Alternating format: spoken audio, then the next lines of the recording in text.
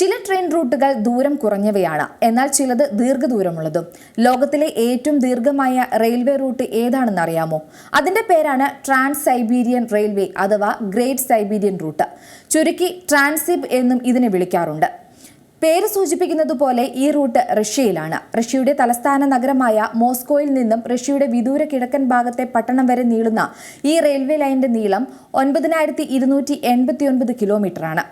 1891 മുതൽ 1916 വരെയുള്ള കാലയളവിലെ വിവിധ റഷ്യൻ സർക്കാരുകളാണ് ഈ റെയിൽവേ സംവിധാനം നിർമ്മിച്ചത്.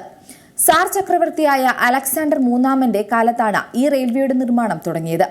റഷ്യയുടെ പൊതുഗതാഗത ചരക്ക് നീക്ക സംവിധാനങ്ങൾ അന്ന് പ്രതിസന്ധി നേരിട്ടിരുന്നു. ചരക്ക് നീക്കത്തിനായി പ്രധാനമായും ആശ്രയിച്ചിരുന്ന നദികൾ മഞ്ഞുകാലത്ത് ഉറയുന്നത് പ്രധാന പ്രശ്നമായിരുന്നു.